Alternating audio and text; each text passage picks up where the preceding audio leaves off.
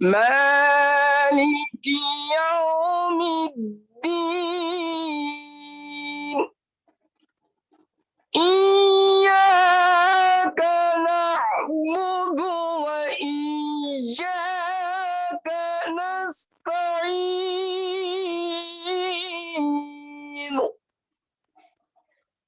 اهدنا الصراط المستقيم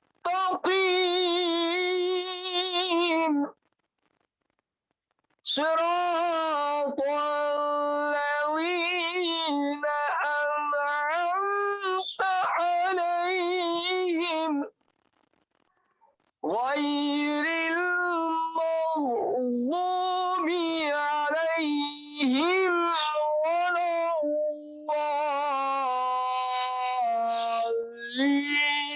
الضالين بسم الله الرحمن الرحيم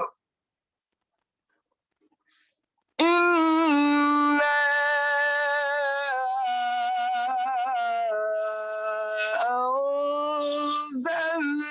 أنزلناه في ليلة القدر وما أدراك ما ليلة القدر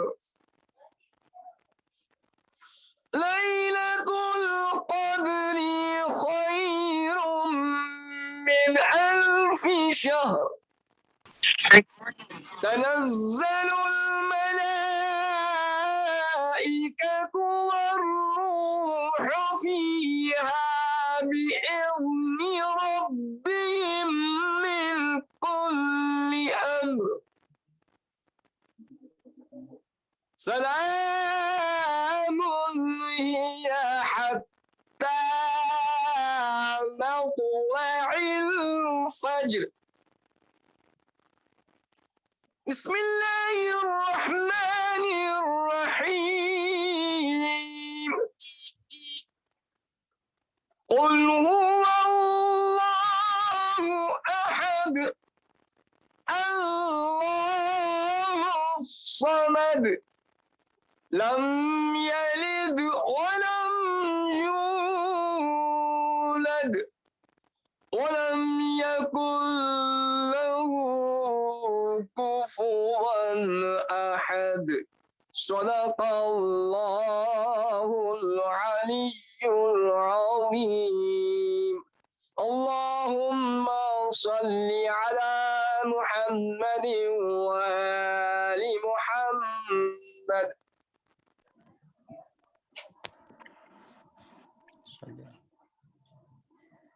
اعوذ باللہ من الشیطان اللعین الرجیم بسم اللہ الرحمن الرحیم الحمدللہ رب العالمین ثم الصلاۃ والسلام علی اشرف الانبیاء والمرسلین اللہم صلی علی محمد وآل محمد وعجل فرجهم۔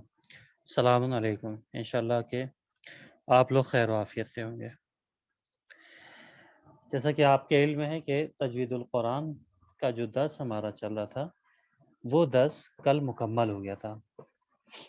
آج کے دن فقط ریویژن باقی ہے اور کچھ باتیں اہم جو امتحان سے ریلیٹڈ یا پھر خود ہماری ذمہ داری سے متعلق ہے وہ ساری چیزیں آج کے درس کے اندر انشاءاللہ آپ کی خدمت میں عرض کریں گے۔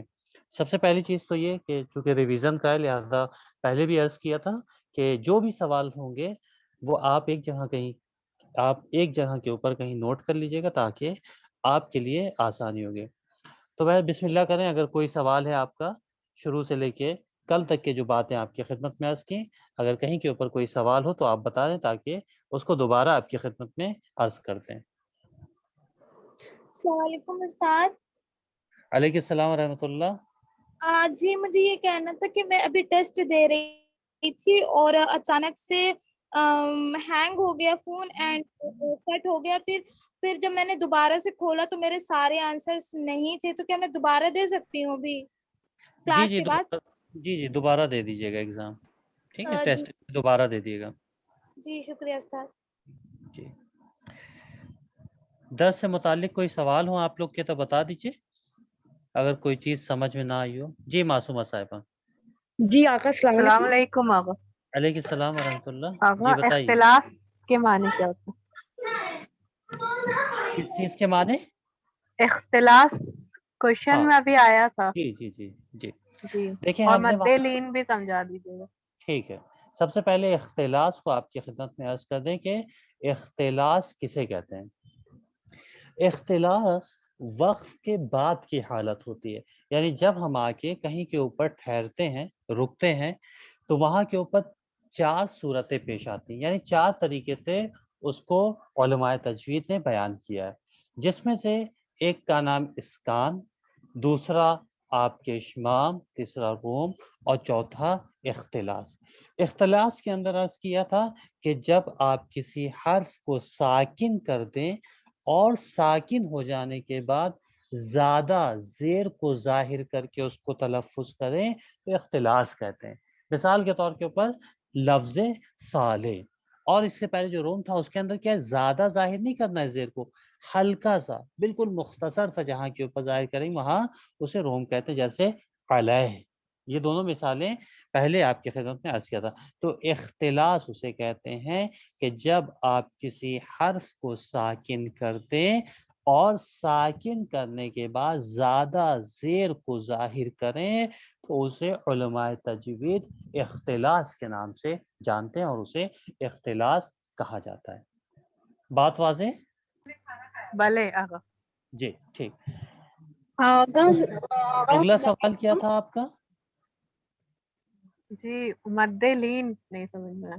ہاں آگا جی ایک منٹ. یہ اس سے ہی ریلیٹڈ ہے، اس لیے ہم پوچھ رہے کہ اگر آپ مد، مجھے ہے نا پورے اس میں مد کے چیپٹر میں تھوڑے کویسچنس ہیں، آپ تھوڑا مد لین سے اوپر سے تھوڑا ایکسپلین کر سکتے ہیں تو وہ کور ہو جائے گا ٹاپک. اچھا ٹھیک جیسے ہے. مجھے مد غیر اصلی کے جو 2 ہے حمزہ اور وہ وہاں سے تھوڑا ڈفیکلٹی ہے. اگر سمپل ورڈز میں آپ بتائیں گے تو میرے کو آسانی ہو جائے گی. جزاک اللہ. بہتر انشاءاللہ. ایک minute P D F upload کر دیتے ہیں تاکہ آپ دیکھتے بھی رہیں اس کو اور آپ کے لیے بات اور واضح ہو جائے. آغا ہمیں اشمام کے معنی بتا دیں. اشمام کے اندر کہا تھا کہ جب آپ کسی حرف کو ساکن کر دیں، ساکن کرنے کے بعد جب آپ پیش کی طرح اسے ظاہر کریں گے تو اشمام کہتے ہیں. مثال کے طور کے اوپر سورہ حمد کے اندر یہ آیت ہے کہ بسم اللہ الرحمن الرحیم ایاک نعبد و ایاک نستعین. یہ جو نستعین ہے یہاں کے اوپر حرف نون کے اوپر پیش کی علامت ہے. کہتے ہیں اس نون کو اگر آپ ساکن کر دیا اور پیش کے ذریعے سے اس کو ادا کریں گے تو اسے علماء تجوید اشمام کہتے ہیں. مثال طور پہ نستقیم، یہ جو نستعین جو آپ کہیں گے اسی کو کہتے ہیں اشمام. ٹھیک ہے. اگر آنسر شیٹ میں ایگزامپل کو ایسے ایکسپلین کرنا ہے یا صرف نستعین لکھ دیں گے تو چلے گا، یا نہیں ایکسپلین کرنا ہے نہیں پورا نہیں، کہ بس آپ یہ لکھ دیجیے گا کہ اگر سوال آ جائے کہ مثال طور پہ اشمام جی کسے کہتے ہیں تو آپ یہ لکھ دیے گا کہ حرف کو ساکن کرنے کے بعد پیش کی طرح ادا کرنے کو اشمام کہتے ہیں. اور ایگزامپل نستعین بس. ایگزامپل میں آپ نستعین لکھ دیے گا بس. اچھا ٹھیک. لیکن ہاں جب آپ سے اورل میں پوچھا جائے تو باقاعدہ آپ کو اس کو تلفظ کر کے بیان کرنا ہوگا نستقیم. ٹھیک ہے، اس طریقے سے جی تاکہ بات واضح ہو جائے. ہیلو آغا. جی بتائیے. آغا ابھی ہم پیپر ابھی دے دیں ٹیسٹ، یہ کلاس کے بعد دیں؟ نہیں کلاس کے بعد دے دیجیے گا. ٹھیک ہے. اوکے شکریہ. ٹھیک. دیکھیں مت کے اندر جو آپ لوگ کے سوال وغیرہ ہیں اس کو اس درس کو ہم دوبارہ ریپیٹ کر دیتے ہیں شروع سے. کوشش کریں گے سادے لفظوں میں آپ کی خدمت میں عرض کریں تو آپ بھی اسے کوٹ کر لیے گا کہیں کے اوپر یا حفظ کر لیے گا تاکہ آپ کے لیے آسانی ہو جائے. اور اگر جہاں کے اوپر بھی اگر کوئی سوال ہو تو فوراً بتا دیجیے گا کہ مثال طور پہ یہ چیز ہمیں نہیں سمجھ میں آئی، اس کو دوبارہ بتا دیں تو ہم دوبارہ آپ کی خدمت میں اس چیز کو عرض کر دیں گے. بسم اللہ الرحمن الرحیم. درس کا آغاز اور درس کی شروعات یہاں سے ہوتی ہے کہ چیپٹر کا عنوان اور ٹاپک مد ہے. ٹھیک ہے. سب سے پہلے ہم یہاں کے اوپر کہ آپ کی خدمت میں عرض کریں کہ مد کس کس طرح کے ہوتے ہیں اور کتنے اس کے ٹائپس ہوتے ہیں. اس سے پہلے ایک اہم چیز آپ نے قرآن مجید کے اندر دیکھا ہوگا کہ کچھ سائن پائے جاتے ہیں. وہ سائنس کبھی زبر کی حالت میں ہوتے ہیں, کبھی زیر کی حالت میں, کبھی پیش اور کبھی ساکن. اسی کو یہاں کے اوپر علم تجوید کے اندر سب سے پہلے آ کے بیان کیا جاتا ہے, کہتے ہیں فتح. یہ لفظ فتح آپ کے عربی ہے. کہتے ہیں فتح اسی زبر کو کہتے ہیں. فتح اور زبر دو الگ چیزیں نہیں ہیں, بلکہ جو زبر ہے وہی فتح ہے اور جو فتح ہے وہی آپ کے زبر ہے. کہتے ہیں فتح زبر کو کہتے ہیں, اور جس حرف کے اوپر وہ فتح کی علامت آ جائے اسے ہم مفتوح کہتے ہیں. جس حرف کی, یہاں کے اوپر غور کیجئے گا, حرف کی بات ہو رہی ہے, لفظ کی بات نہیں ہو رہی ہے. مثال طور پہ سورہ حمد کے اندر الحمدو, اب یہاں کے اوپر آپ یہ کہیں کہ یہ چونکہ حمزے کے اوپر فتح آیا یا لہذا یہ لفظ مفتوح ہے. کہتے نہیں, یہ غلط ہے. آپ کو لفظ کو نہیں کہنا ہے, حرف کو کہنا ہے. جس حرف کے اوپر بھی, جس عربی لیٹرز کے اوپر بھی جو بھی علامت ہوگی اس علامت کو آپ کہیں گے, نہ کہ پورے لفظ کو. الحمد کے اندر حمزے کے اوپر فتح کی علامت ہے یعنی زبر ہے, تو وہ حرف یعنی حمزہ یہ مفتوح ہے, پورا لفظ مفتوح نہیں ہے. اس چیز کو ذہن میں ضرور رکھیے گا. کہتے ہیں فتح اسی زبر کو کہتے ہیں, اور جس حرف کے اوپر فتح کی علامت آ جاتی ہے اس حرف کو ہم مفتوح کہتے ہیں. دوسری چیز ضمہ. ضمہ آپ کے عربی ہے اور جسے ہم کہتے ہیں پیش. کہتے ہیں ضمہ بھائی پیش ہے, اور جس حرف کے اوپر ضمے کی علامت آ جاتی ہے اس حرف کو ہم مضموم کہتے ہیں. مضموم. آغا ہمیں ضمہ نہیں سمجھ میں آ رہا ہے. جی ہم کو ضمہ صحیح سے نہیں سمجھ میں آیا.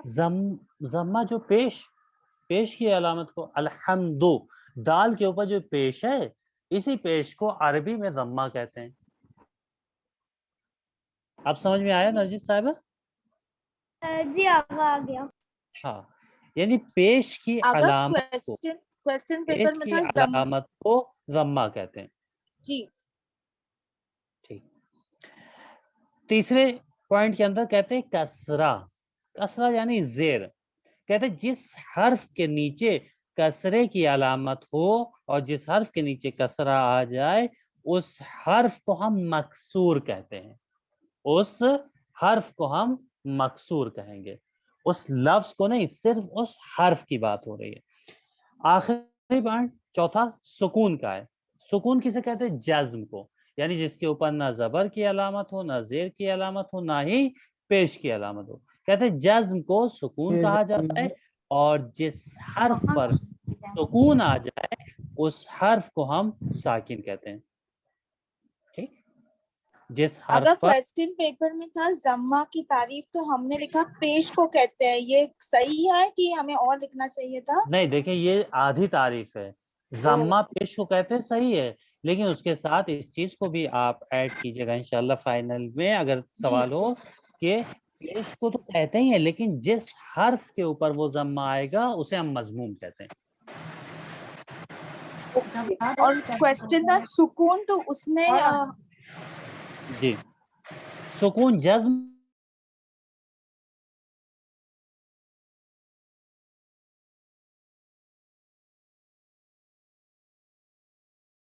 آغا آپ کی آواز گئی. ہیلو, اب آ رہی ہے؟ جی اب آ رہی ہے. سکون السلام کی جزم. علیکم تعریف مولانا. علیکم السلام ورحمۃ اللہ. مولانا آپ ایک کی وائس نہیں آ رہی ہے. نہیں, اب آ رہی ہوگی انشاءاللہ. آ رہی ہے اب آقا. ایک چیز عرض کر دیں کہ پہل ایک کا سوال جو بھی ان کا سوال رہا اس کا جواب جب مکمل ہو جائے, آپ سے التماس ہے, گزارش ہے کہ اس کے بعد آپ سوال کریں تاکہ ہم آسانی سے جواب دے سکیں. چونکہ ایک ساتھ جب سارے سوال آپس میں ٹکراؤ ہوتا ہے, مل جاتے ہیں, تو سمجھ میں نہیں آتا ہے کہ کہاں کے اوپر ہم عرض کر رہے تھے اور کیا اب ہمیں کہنا ہے. زیادہ التماس ہے کہ ایک ایک سوال آپ پوچھتے جائیں, ہم سارے سوال کے آپ کے جواب دیں گے. آپ بالکل مطمئن رہیے, جو بھی آپ کے سوال ہیں وہ سارے ہم آپ کو بتائیں گے. اور اگر نہیں بھی آج ہو سکتا تو پھر دوبارہ بھی ایک ریویژن کلاس رکھ کے اس کے اندر آپ کی خدمت میں عرض کریں گے. بس اتنی التماس ہے اور گزارش ہے کہ ایک ایک کر کے پوچھیں تاکہ ہم اپنی بات کو مکمل کر سکیں. ٹھیک ہے. مولانا السلام علیکم. علیکم السلام. مولانا آپ کی وائس بیچ بیچ میں ایک دم کٹ ہو جا رہی ہے مولانا, سمجھ نہیں آ رہا ہے. آواز نہیں آ رہی, کلیئر نہیں ہے. نہیں آپ کی آواز ہاں, کلیئر ہے بیچ آغا, بیچ میں شاید خواہر کی جانب سے نیٹ ورک کا ایشو ہے. خواہر آپ اپنا نیٹ ورک ایشو صحیح کریں. آواز جی, آغا آپ کی سب کو بالکل کلیئر کلیئر آ رہی سنائی آ رہی ہے, کلیئر آ جی رہی ہے سب کو بنا کلیئر آ رہی ہے. بنا کٹے. بالکل کلیئر آ رہی ہے آواز. میرے خیال ٹھیک ہے, سے سکینہ معاف صاحبہ کیجیے آپ کی مولانا. جانب سے نیٹ ورک کچھ پرابلم ہوں گے, اس کو آپ چیک کر جی لیں. جی جی جی مولانا, جی جی مولانا, شکریہ. تو ہماری بات یہاں کے اوپر تھی سکون کے اوپر. کہتے ہیں سکون جذب کہتے ہیں, اور جس حرف کے اوپر وہ سکون کی علامت آ جائے اسے ہم ساکن کہتے ہیں. تو 4 چیزیں ہیں, بہت اہم ہے, اس کو اپنے ذہن میں رکھیے گا. اگر یہ سوال ہے تو کوشش کیجیے گا پوری تعریف کو لکھیے. سب سے پہلی چیز فتح. فتح زبر کو کہتے ہیں, جس حرف کے اوپر فتح آ جائے اسے ہم مفتوح کہتے ہیں. دوسری چیز ضمہ. ضمہ کہتے ہیں پیش کو, جس حرف کے اوپر وہ ضمہ آ جائے, اس کی علامت آ جائے, اسے ہم مضموم کہتے ہیں. اور تیسری چیز کسرہ. کسرہ کہتے ہیں آپ کی زیر کو, اور جس حرف کے نیچے وہ کسرے کی علامت آ جائے اسے ہم مکسور کہیں گے. اور چوتھی چیز سکون کی ہے کہ جس کو ہم جزم کہتے ہیں, اور جس حرف کے اوپر وہ سکون آ جائے اسے ہم ساکن کہتے ہیں. انشاءاللہ امید ہے کہ یہاں تک کی بات واضح ہوگی. کوئی سوال اس میں تو نہیں ہے آپ لوگ کا؟ واضح ہے آغا. جی ٹھیک. یہاں کے اوپر میسج ہے اوپو. بھائی آپ اپنا نام لکھ لیں, آغا خواہ جو بھی ہیں, کہ وقف لازم اور وقف جائز بتا دیں. ٹھیک ہے, ابھی ہم عرض کریں گے وقف لازم اور جائز کسے کہتے ہیں. یہ درس ہمارا پہلے مکمل ہو جائے, پھر آتے ہیں مد کے اوپر. اب عرض کرتے ہیں سب سے پہلی چیز کیا ہے, مد کی تعریف. مد کہتے کسے؟ قرآن مجید کے اندر آپ کو الگ الگ جگہوں کے اوپر مد نظر آئیں گے. کہیں کے اوپر مد لازم ہے, کہیں پہ مد لین ہے, مد عارض ہے. یہ ساری چیزیں اس درس کے اندر آپ کی خدمت میں عرض کریں گے. سب سے پہلی چیز یہ کہ ہمیں معلوم ہونا چاہیے کہ مد کے معنی کیا ہے. مد کہتے کسے؟ کہتے ہیں عربی زبان کے اندر مد کے معنی کھینچ کے تلفظ کرنے کے ہیں. ٹھیک ہے, کھینچ کے جس حرف کو تلفظ کرتے ہیں اسے ہم عربی زبان کے اندر مد کہتے ہیں. اب آتے ہیں, کہتے ہیں کہ حروف مد کون کون سے, یعنی عربی زبان کے جتنے بھی حروف ہیں یہ سارے حروف مد کہلاتے ہیں یا نہیں. اس میں سے کچھ ایسے حروف ہیں کہ جن کو ہم حروف مد کہتے ہیں. تو کہتے ہیں حروف مد ہمارے پاس 3 ہیں, واو, یا اور الف. واو, یا اور الف. لیکن اس سے پہلے ایک شرط ہے. وہ شرط کیا ہے؟ کہ حرف واو سے پہلے پیش ہو. حرف واو سے پہلے پیش ہو, حرف یا سے پہلے زیر ہو, اور حرف الف سے پہلے زبر ہو.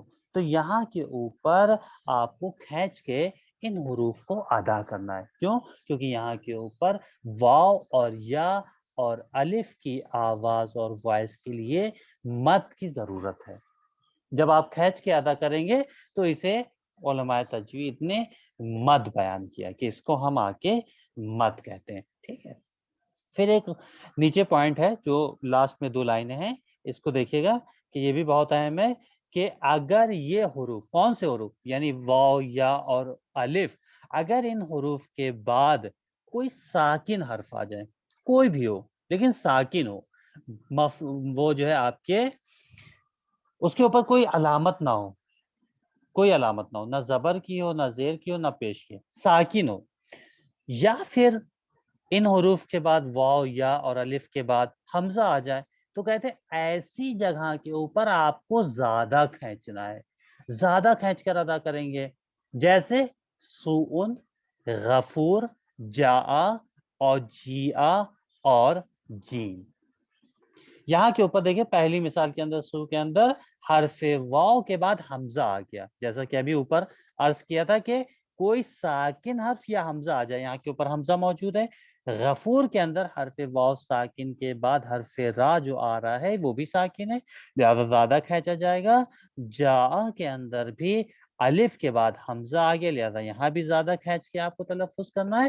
اور جیآ کے اندر بھی اسی طریقے سے کہ حرف یا کے بعد حمزہ ہے, لہذا یہاں کے اوپر بھی زیادہ کھینچا جائے گا. اور جیم کے اندر بھی اسی طریقے سے کہ حرف یا کے بعد میم ہے اور یہ میم آپ کے ساکن ہے، لہذا ایسی جگہوں کے اوپر کہ اگر حرف واو، حرف یا اور حرف الف کے بعد کوئی ساکن حرف آ جائے یا پھر حمزہ آ جائے تو وہاں کے اوپر زیادہ کھینچ کے اسے تلفظ کیا جائے گا۔ مد اصلی اور مد غیر اصلی، یہاں کے اوپر کیا ہے کہ مد اصلی کسے کہتے ہیں اور غیر اصلی کسے کہتے ہیں؟ مد اصلی کہتے ہیں اس مد کو ہم مد اصلی کہتے ہیں کہ جہاں کے اوپر بغیر واو، بغیر الف اور بغیر یا کی آواز ادا نہیں کی جا سکتی، یعنی مد اصلی ایسے مد کا نام ہے کہ جس کے اندر ہمیں حروف مد کی ضرورت ہے، بغیر اس کے مد کی آواز ظاہر نہیں ہو سکتی، ٹھیک ہے؟ لہذا اس کے اندر مد اصلی کے اندر علیحدہ سے، علیحدہ کسے کہتے ہیں؟ یعنی الگ سے کسی سبب کی ضرورت نہیں ہے کہ ہم آگے کہیں کہ مد اصلی اس مد کو کہتے ہیں کہ جہاں کے اوپر حرف واو، حرف یا اور حرف الف کی آواز اور وائس کے لیے ضروری یہ ہے کہ ان حروف یعنی واو کے بعد، یا کے بعد، الف کے بعد حمزہ آئے یا پھر کوئی حرف ساکن آئے۔ کہتے ہیں ایسا کچھ نہیں ہے، مد اصلی کے اندر حروف مد کی وائس کے لیے آپ کو الگ سے کسی چیز کی ضرورت نہیں ہے، کہ جیسا کہ ابھی پچھلے پیج کے اوپر عرض کیا تھا کہ زیادہ جب آپ اگر حروف مد کے بعد ساکن حرف یا پھر آپ کے حمزہ آ جائے تو زیادہ کھینچیں گے، تو وہاں کے اوپر ایک سبب تھا، وہ سبب کیا تھا کہ ساکن کوئی حرف آ جائے یا پھر حمزہ آ جائے، لیکن مد اصلی کے اندر ایسی کوئی ضرورت نہیں ہے، صرف آپ کو یہ دیکھنا ہے کہ واو سے پہلے پیش ہو، یا سے پہلے زیر ہو اور الف سے پہلے زبر ہو، اسے کہتے ہیں مد اصلی، ٹھیک ہے؟ مثال یہاں کے اوپر جو دی ہے دیکھیں، قالا، قیلا اور یقول، یہ تین مثال دینے کا مقصد کیوں ہے؟ مقصد کیا ہے؟ یہ تین مثال اس لیے دی گئی ہے کیونکہ حروف مد کی جو تعداد ہے وہ بھی تین ہے، واو، یا اور الف، قالا کے اندر الف، قیلا کے اندر یا اور یقولو کے اندر واو، لہذا یہاں کے اوپر تین مثال اسی لیے یہاں کے اوپر بیان کی گئی ہے کیونکہ حروف مد کی جو تعداد ہے وہ بھی آپ کے تین ہے۔ پھر سوال یہاں کے اوپر یہ ہے کہ مد اصلی ہمیں معلوم ہو گیا کہ جہاں کے اوپر واو، یا اور الف کے لیے ہمیں الگ سے کسی حرف کی، کسی ساکن حرف یا کسی حمزے کی ضرورت نہیں ہے، صرف یہ تین حروف ہو، واو سے پہلے پیش ہو، یا سے پہلے زیر ہو، الف سے پہلے فتح ہو، تو اسے ہم مد اصلی کہیں گے اور اسے کھینچ کے ادا کرنا ہے۔ لیکن سوال یہ کہ کتنا کھینچیں ہم؟ ایک حرف کے برابر کھینچیں، دو حرف کے برابر کھینچیں، تین حرف کے برابر کھینچیں، تین حرکت کے برابر کھینچیں، کتنا کھینچیں اس چیز کو اب یہاں کے اوپر اگلی لائن میں بیان کیا جاتا ہے۔ کہتے ہیں ان مثالوں کے اندر جو کہ الف، واو اور یا ہے، اس کے اندر دو حرکتوں کے برابر آپ کو کھینچنا ہے، دو حرکتوں کے برابر آپ کو اس کو کھینچ کے تلفظ کرنا ہے۔ اب سوال یہ ہے کہ دو حرکت ہوتی کتنی ہے؟ دو حرکت ہم کس کو کہیں؟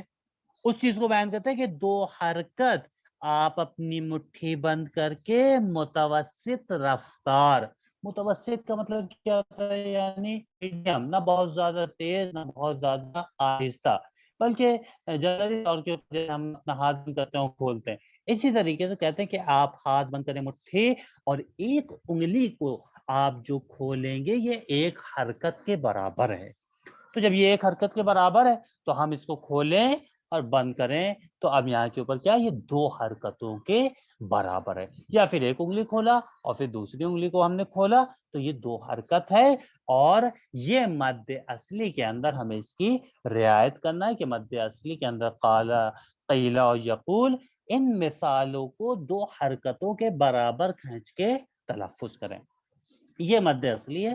دوسری بات مد غیر اصلی، مد غیر اصلی بالکل اپوزٹ ہے مد اصلی کے، کیونکہ مد اصلی کے اندر ابھی آپ کی خدمت میں عرض کیا کہ الگ سے کسی سبب کی ضرورت نہیں ہے کہ کوئی حرف ساکن آ جائے، کوئی حمزہ آ جائے، کوئی حرکت آ جائے، نہیں، مد اصلی کے اندر ایسی کوئی ضرورت نہیں، لیکن مد غیر اصلی کے اندر کہتے ہیں کہ جہاں کے اوپر واو، الف اور یا کی آواز کو ہم کسی سبب سے، سبب کی وجہ سے مد اصلی سے زیادہ ادا کرتے ہیں۔ وہ سبب کیا ہے؟ مد غیر اصلی کے اندر واو، یا اور الف کے بعد یا حمزہ آئے گا یا پھر کوئی ایسا حرف آئے گا کہ جو کہ ساکن ہوگا، تو اب ہم اس کو مد غیر اصلی سے زیادہ کھینچیں گے، زیادہ کھینچ کے ادا کریں گے۔ کیوں؟ کیونکہ مد غیر اصلی کے اندر واو، یا اور الف کے بعد یا حمزہ آتا ہے یا پھر آپ کے کوئی ایسا حرف آتا ہے کہ جو کہ ساکن ہوتا ہے، لہذا مد غیر اصلی کے اندر ہم اسے اصلی سے زیادہ کھینچ کے تلفظ کریں گے۔ دوبارہ اس بات کو آپ کی خدمت میں عرض کر دیں اور کم لفظوں میں، کہ مد اصلی وہ مد ہے کہ جہاں کے اوپر حروف مد کی آواز کے لیے الگ سے کسی چیز کی ضرورت نہیں ہے، لیکن مد غیر اصلی کے اندر حروف مد کی آواز کے لیے کسی سبب کی ضرورت ہے۔ اب وہ سبب یا حمزہ ہوگا یا پھر کوئی ساکن حرف آئے گا، لہذا مد غیر اصلی کے اندر ہم مد اصلی سے زیادہ اس کو کھینچ کے تلفظ کریں گے۔ ٹھیک ہے، بات یہاں تک واضح ہے؟ جی آقا۔ جی آقا۔ ٹھیک، اب یہاں کے اوپر ایک منٹ مد لازم، معاف کیجیے گا، وقف جائز اور وقف لازم کو بھی عرض کر دیں، جو کہ میسج کیا تھا نرجس صاحبہ، آپ نے میسج کیا ہے ہماری ان کی جوائن کرنا ہے نیکسٹ بیچ سے، تو بس آپ یہ وہ کس سے کانٹیکٹ کریں اور نیکسٹ بیچ کا۔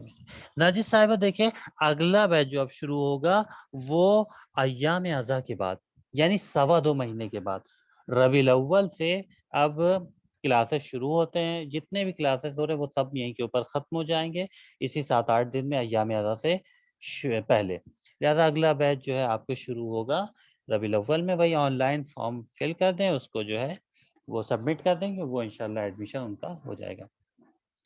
وقف لازم اور وقف جائز کسے کہتے ہیں؟ جیسا کہ کل کے درس میں آپ کی خدمت میں عرض کیا تھا کہ وقف کے کچھ مواقع ہوتے ہیں، ٹھیک ہے، وقف جہاں کیا جاتا ہے، ٹھہرا جاتا ہے، اس کے کچھ جگہیں ہوتی ہیں، وہ ساری چیزیں کل آپ کی خدمت میں نے عرض کیا تھا۔ اب وقف لازم اور وقف جائز کسے کہتے ہیں؟ وقف لازم دیکھیں اس وقف کو کہتے ہیں، یعنی ایسی جگہ ٹھہرنے کو کہ جہاں کے اوپر ہمارے لیے ضروری ہے، اگر ہم نہیں ٹھہرے تو کہتے ہیں معنی غلط ہو جائیں گے، لہذا وقف لازم ایسے وقف کو کہتے ہیں کہ جہاں کے اوپر ٹھہرنا واجب ہے، واجب ہے۔ لیکن وقف جائز کیا ہے؟ وقف جائز اس وقف کو کہتے ہیں کہ جہاں کے اوپر ٹھہرنا جائز نہیں ہے، اختیار ہے، چاہے آپ رکیں چاہے آپ نہ رکیں، آپ کو اختیار دیا گیا ہے کہ آپ اسے ملا کے بھی پڑھ سکتے ہیں اور آپ وہاں پہ ٹھہر بھی سکتے ہیں۔ تو وقف جائز اور وقف لازم کے درمیان فرق اتنا سا ہے کہ وقف لازم میں آپ کو رکنا ہی رکنا ہے، لیکن وقف جائز میں آپ کو اختیار ہے، چاہے آپ رکیں چاہے آپ ملا کے اس کو تلفظ کریں۔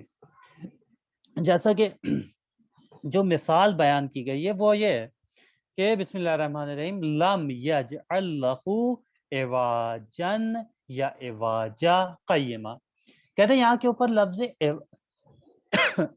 معذرت، کہتے ہیں یہاں کے اوپر لفظ عواجا کے بعد ہے، علامت ہے، وقف ہے، ٹھہرنا ہے، اور یہ وقف یہاں کے اوپر جائز نہیں، لازم ہے، لازم ہے، یعنی آپ کے اوپر ضروری ہے، واجب ہے کہ یہاں کے اوپر آپ ٹھہریں، لہذا عواجن اگر آپ نے پڑھ دیا تو غلط ہے، بلکہ کیا پڑھنا ہے؟ عواجا، لم یجعل لہ عواجا قیما، کہتے ہیں اگر آپ نے عواجا کو عواجن پڑھ دیا تو اس کے معنی کچھ اس طرح سے ہو جائیں گے کہ پروردگار عالم کی جو کتاب یعنی قرآن مجید ہے، یہ نہ صراط مستقیم کا راستہ ہمیں دکھاتی ہے اور نہ ہی گمراہی کا راستہ، یعنی دونوں طرف سے خالی ہے، نہ اس کلام الہی کے اندر حق ہے نہ باطل ہے، جبکہ یہ سراسر غلط ہے۔ قرآن مجید صراط مستقیم کے راستے کا نام ہے۔ قرآن مجید کے اندر حقانیت کو بیان کیا گیا ہے، قرآن مجید کے اندر باطل سے محفوظ رہنے کے راستے کو بیان کیا گیا۔ لہذا اگر ہم لم یجعل لہ عواجن پڑھ دیتے ہیں تو معنی غلط ہو جائیں کہ نہ قرآن مجید کے اندر نہ حق کی نشاندہی کی گئی ہے، یعنی حق کو نہ بیان کیا گیا ہے، اور نہ ہی باطل کو بیان کیا گیا ہے۔ جبکہ اگر ہم آئے قرآن مجید کو ہم پڑھیں اور اس کے ترجمے کے اوپر غور کریں تو ہمیں معلوم ہو جائے گا کہ قرآن مجید کے اندر دونوں راستوں کو بیان کیا گیا ہے کہ دیکھو یہ راستہ وہ ہے کہ جو حق کا راستہ ہے، اور یہ وہ راستہ ہے کہ جو کہ باطل کا راستہ ہے۔ اب یہاں کے اوپر ہماری ذمہ داری ہے کہ ہم کس راستے کا اختیار کرتے ہیں، ہم کس راستے کا انتخاب کرتے ہیں، ہم کس راستے سے محبت کرتے ہیں، یہ ہماری ذمہ داری ہے۔ لیکن قرآن مجید نے بیان کر دیا ہے، ٹھیک ہے۔ اس کے بعد کہ اگر ہم نے عواجن نہیں پڑھا بلکہ عواجہ پڑھا تو صحیح ہے، صحیح ہے، وہاں کے اوپر اس کے معنی صحیح ہوں گے۔ کہ اس کے معنی کیا ہے؟ عواجہ اگر ہم نے پڑھا کہ پروردگار عالم کا جو قانون ہے اس کے اندر کوئی بھی ٹکراؤ نہیں ہے، کوئی ٹکراؤ نہیں، یعنی ایسا نہیں ہے کہ کوئی روپے پیسے والا شخص آیا اور پروردگار سے کہا یا خدا میں تجھے 1 کروڑ روپے دیتا ہوں، میں نے جو گناہ کیا اس کو معاف کر دے۔ نہیں، اس کا جو قانون ہے وہ سب کے لیے قیم ہے، قیم، یعنی پروردگار عالم کی نگاہ میں نہ کوئی امیر ہے نہ کوئی غریب ہے، نہ ہی خدا کی نگاہ میں نہ کوئی پست ہے اور نہ ہی کوئی بلند و بالا ہے۔ خدا ہر انسان کو ایک لیول میں دیکھتا ہے۔ جس طریقے سے آپ دیکھیں کہ جب کوئی اسٹوڈنٹس اسکول یا کالج میں جاتا ہے تو اس کے جو استاد ہوتے ہیں، جو ٹیچرز ہوتے ہیں، اگر بہرحال ان کے اندر انسانیت ہوگی تو وہ اپنے کلاس کے اندر جتنے بھی اسٹوڈنٹس ہیں سب کو ایک نگاہ سے دیکھیں گے۔ لیکن اگر ان کے اندر انسانیت نہیں ہوگی، مال و دولت کی رمق ہوگی، مال و دولت جاہ و حشم ان کی نگاہ میں ہوگا، تو وہ پھر اس طریقے سے نہیں دیکھیں گے، بلکہ دیکھیں گے کہ کون پیسے والا ہے، کون 4 ویلر سے آتا ہے، کون سائیکل سے آتا ہے۔ لیکن اگر ایک انسان کی نگاہ کے اندر جاہ و حشم نہیں ہوگا، مال و دولت نہیں ہوگی، تو وہ اپنے تمام اسٹوڈنٹس کو ایک نظر سے دیکھے گا۔ لہذا پروردگار عالم اپنے بندوں کو ایک نگاہ سے دیکھتا ہے۔ خدا کہتا ہے تم ہوگے اپنی دنیا کے لیے امیر ہوگے، لیکن میری بارگاہ میں جب آؤ گے تو سب کچھ چھوڑ کے اور ترک کر کے آؤ گے۔ لہذا انشاءاللہ امید ہے کہ وقف جائز اور وقف لازم آپ کے لیے واضح ہوگا۔ جی سکینہ صاحب بتائیے، کوئی سوال ہے؟ جی مولانا، بتائیے۔ وہ شمام کر کے ایک کوشچن آیا تھا، وہ مجھے نہیں شمع، پتا تھا۔ جی اس کو ابھی عرض کیا تھا ہم نے، آپ نہیں تھی کیا؟ نہیں مولانا، مجھے سمجھ نہیں آیا وہ اشمام مولانا، اشمام، سوری اشمام، پتہ نہیں کیا ہے۔ میں پہلی بار سن رہی ہوں اس کو، اسی لیے میں وہاں پر نہیں آتا کر کے لکھ دیتی ہوں کوشچن کے نیچے آنسر جی سبمٹ کر دیکھیں، کے۔ اشمام کہتے ہیں، اور اس کے جب پہلے بھی ایک ورڈ ہے مولانا، وہ 2 کا بھی معنی بتا دیجیے گا۔ اچھا ٹھیک ہے، پھر رک جائیے، اس درس کو ہم پہلے مکمل کر لیں، اس جی کے بعد مولانا، جی مولانا، جی بات آتی ہے واجب متصل اور جائز منفصل کی۔ یہاں کے اوپر کیا ہے کہ متصل اور جائز منفصل کے متصل اس مت کو ہم کہتے ہیں کہ جس مت کے اندر کہ جہاں کے اوپر یعنی واجب متصل اس مد کا نام ہے کہ جس میں مد اور حمزہ ایک ہی کلمے کا جز ہو، جیسے جاء، سیئت اور سو۔ ان تینوں مثالوں میں آپ دیکھیے کہ الف، واو اور یا جو کہ حروف مد ہے، وہ بات آپ کی خدمت میں پیش نظر ہے، آپ کو وہ بات معلوم ہے کہ حروف مد 3 ہے، واو، یا اور الف۔ جاء کے اندر الف، سیئت کے اندر یا اور سو کے اندر واو۔ کہتے ہیں یہاں کے اوپر حروف مد اور حمزہ، جاء کے اندر حمزہ آخری، سیئت کے اندر یا کے بعد حمزہ اور سو کے اندر واو کے بعد حمزہ، کہتے ہیں اسے ہم واجب متصل کہتے ہیں۔ کیوں؟ کیونکہ یہ ایک ہی کلمے کے اندر بیان کیے گئے، حمزہ بھی اور حروف مد بھی۔ جاء ایک کلمہ ہے، سیئت ایک کلمہ ہے، سو ایک کلمہ ہے۔ کوئی یہ نہیں کہہ سکتا کہ جا ایک الگ کلمہ ہے، آ ایک الگ کلمہ ہے، سی ایک الگ کلمہ ہے، अत एक अलग कलमा है, सू एक अलग कलमा है, हमजा एक अलग कलमा है। ये गलत है। जा, सियत और सू एक ही कलमा है, लिहाजा वाजिब मुत्तसिल उस मद को कहते हैं कि जहाँ के ऊपर हमजा और हुरूफ मद एक ही कलमे का जुज़ हो। जायज मुनफसिल क्या है? कहते हैं जायज मुनफसिल के अंदर हम उस वो मद है कि जो हुरूफ मद से पहले कलमे, यानी यूं समझे आप जायज मुनफसिल के अंदर मिसाल को मद्देनजर रखते हुए इन्ना आतैनाका, इन्ना आतैनाका के अंदर दो कलमे, इन्ना एक अलग कलमा है, आतैनाका एक अलग कलमा है। कहते हैं इन्ना के अंदर आखिरी हर्फ हमजा है और आतैनाका के अंदर, जी माफ कीजिएगा, इन्ना के अंदर आखिरी हर्फ मद में से, हुरूफ मद में से, और आतैनाका के अंदर पहला हर्फ, दूसरे कलमे का पहला हर्फ हमजा है। इसे कहते हैं जायज मुनफसिल। यानी वाजिब मुत्तसिल क्या था? वाजिब मुत्तसिल के अंदर हुरूफ मद और हमजा एक ही कलमे का जुज़ है, लेकिन जायज मुनफसिल के अंदर हर्फ मद और हमजा एक कलमे का जुज़ नहीं बल्कि दो अलग अलग कलमे का जुज़ है। हर्फ मद पहले कलमे का आखिरी जुज़ होगा और हमजा दूसरे कलमे का पहला जुज़ होगा। इसे कहते हैं जायज़े मुनफसिल। आका एक बार रिपीट कर दीजिए फिर से ये प्लीज। वाजिब मुत्तसिल, जायज़ मुनफसिल। वाजिब मुत्तसिल के अंदर यह है कि हमजा और मद एक कलमे का जुज़ हो, एक वर्ड हो, दो अलग अलग ना हो। लेकिन जायज़ मुनफसिल वो है कि जो आपके हुरूफ मद है वो पहले कलमे का आखिरी हर्फ हो, जैसे इन्ना आतैनाका, आतैनाका के अंदर हमजा है, कहते हैं मद पहले कलमे का आखिरी हर्फ हो और हमजा दूसरे कलमे का पहला जुज़ हो, पहला हर्फ हो, आतैनाका। इसे कहते हैं जायज़े मुनफसिल। अब उसके बाद मद्दे लाजिम किसे कहते हैं? मद्दे आरिज़ और मद्दे लीन और आपके मद्दे इवाज़। मद्दे लाजिम उस मद को कहते हैं कि जहाँ के ऊपर वाव, अलिफ और या के बाद जो साकिन आ रहा है वो उसका सुकून लाजमी हो, यानी कुछ भी हो जाए वो सुकून हरकत में तब्दील नहीं होगा, यानी मुतहर्रिक नहीं होगा।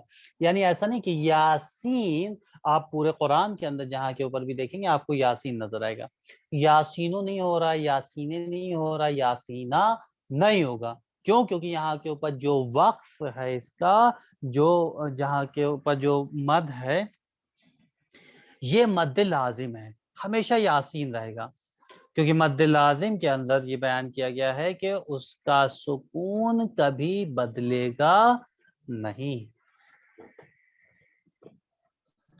दूसरी मिसाल मद आरिज की है।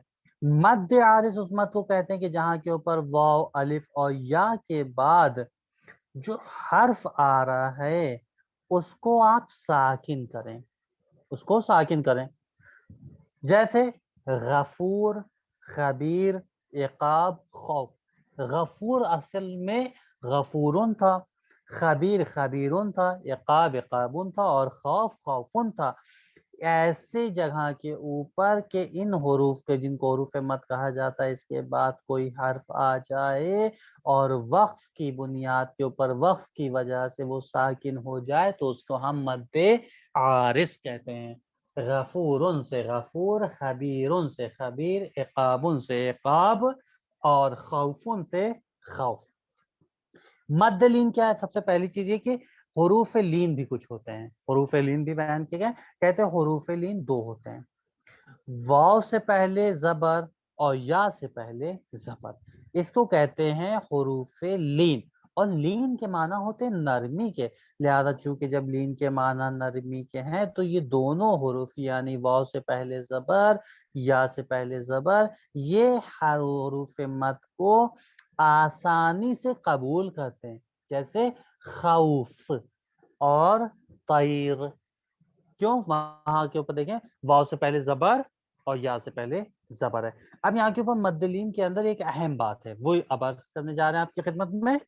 وہ اہم بات کیا ہے کہ مد لین کے اندر آپ یہ دیکھیں, اگر حرف لین واو اور یا کے بعد کوئی ساکن حرف آ جاتا ہے تو اس ساکن حرف کے اوپر مد کی علامت اور مد کی نشانی لگانا ضروری ہے.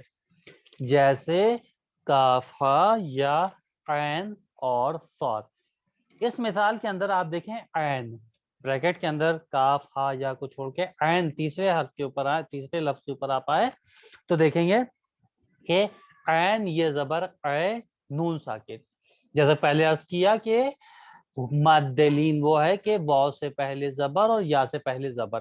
عین کے اندر یا سے پہلے زبر کی علامت ہے اور یا کے بعد نون ساکن آ رہا ہے, کہ جیسا کہ ابھی عرض کیا تھا کہ اگر وہ مد لین کے اندر حروف لین کے بعد کوئی حرف ساکن آ جائے تو اس حرف کے اوپر مد کی علامت لگانا ضروری ہے. لہذا یہاں کے اوپر نون کے اوپر آپ دیکھیں کہ مد کی علامت ظاہر کی گئی ہے اور لگائی گئی ہے. آگا یہ جی نہیں سمجھا, یہ عین کے ساکن کہاں ہے وہ نہیں سمجھا. پھر مد لین سمجھا, واو کے پہلے فتح اور یہ کے پہلے فتح آ جائے, پھر کیا کرنا ہے؟ دیکھیے بہت آسان ہے, اس کو یوں آپ ذہن میں حفظ کریں, اس کو یوں کچھ اس طرح کریں. آپ کو یہ پتا چل گیا کہ حروف لین کون سے ہیں, واو اور یا, ٹھیک ہے.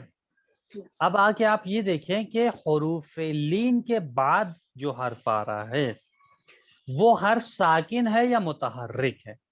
اگر ساکن ہے تو اس حرف کے اوپر مد کی علامت بنا دی جائے گی, مد کی علامت بنا دیں. اور اگر متحرک ہے تو کوئی ضرورت نہیں.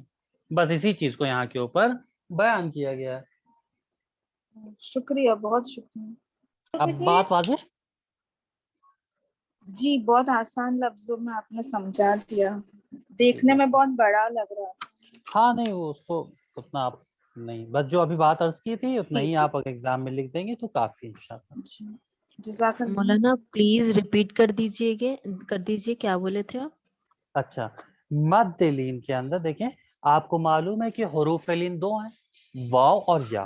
اب اس کے بعد جو سب سے اہم نقطہ ہے اور پوائنٹ ہے وہ یہ ہے کہ آپ یہ دیکھیں کہ حروف لین کے بعد جو حرف آ رہا ہے وہ کون سا ہے, یعنی متحرک ہے یا ساکن ہے.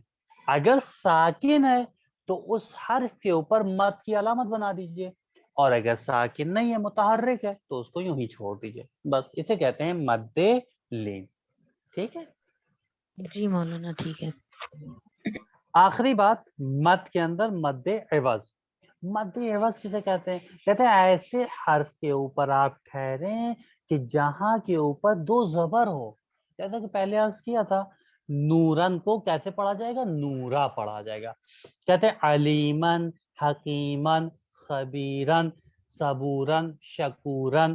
یہ ساری چیزوں کو جب آیت تمام ہو رہی ہو اور وقف کیا جا رہا ہو تو وہاں کے اوپر ان دو زبر کو ہم وقف کی حالت میں الف کے ساتھ پڑھتے ہیں. علیمن علیمہ پڑھا جائے گا, حکیمن حکیمہ پڑھا جائے گا. اسے کہتے ہیں مد عوض. انشاءاللہ بات واضح ہوگی آپ لوگ کے لیے. ٹھیک ہے, اب ایک چیز اور عرض کر دیں امتحان کے حوالے سے, اس کو آپ لوگ نوٹ کر لیجیے. جو کل ہم نے سورے بولے تھے آپ لوگ سے اور آیتیں عرض کی تھیں, ان تمام چیزوں کو فی الحال آپ ڈیلیٹ کر دیجئے, اس کو ختم کر دیجئے. آج ہم دوبارہ آپ کی خدمت میں عرض کر رہے ہیں بالکل سادے اور آسان لفظوں میں. وہ سب سے پہلی چیز کہ دیکھیں آپ کو دو سورے ہم عرض کریں گے, دو سورے ہوں گے یا پھر کچھ آیتیں ہوں گی الفابیٹ کے لحاظ سے, اے سے لے کے ایف تک کے, اے سے لے کے ایف تک کے جن کے نام شروع میں الفابیٹ جو آتا ہے, مثال طور پہ عالمہ صاحبہ, علیشہ صاحبہ, بلقیس صاحبہ, فاہمہ صاحبہ, فرمان صاحب, فاطمہ, فضیلت, یہ ٹھیک ہے. اے ٹو ایف, اے سے لے کے ایف تک کے جن کے نام کی شروعات اے سے ہوتی ہے یا ایف سے ہوتی ہے, تو یہ لوگ فی الحال آپ لوگ کے لیے عرض کر رہے ہیں, دوسرے لوگ نہیں.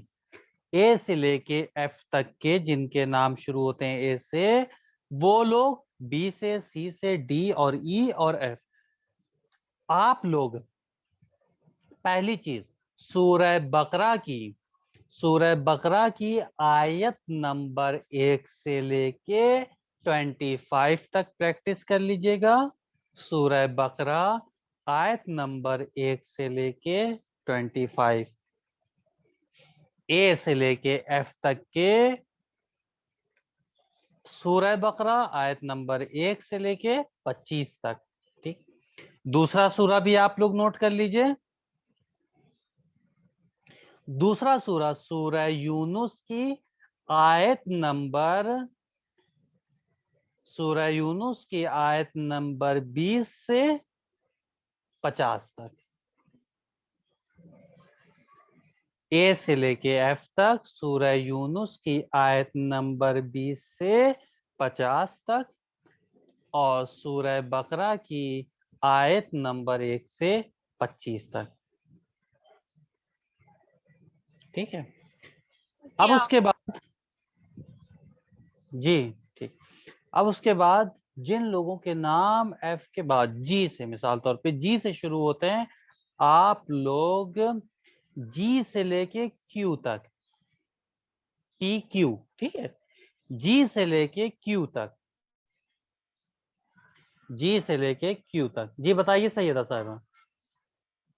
सलाम आका वसीद। आका हम ये कह रहे थे कि अगर मुनासिब हो सके तो ऐसा नहीं हो सकता कि आप जो है फेडरल वालों को बोलें कि वो लोग जो है ग्रुप पर सेंड कर दें कि किस किस नाम वालों को कौन से सूरे पढ़ने हैं, क्योंकि बहुत से बच्चे ऐसे हैं जिनकी तरफ शायद आवाज ना जा रही है। हमारी तरफ भी कुछ मतलब स्टार्टिंग वाली आवाज नहीं आई है, जो आपने बोला बकरा, सूरे बकरा वाला, वो किस नाम वाले थे वो हमें नहीं समझ में आया।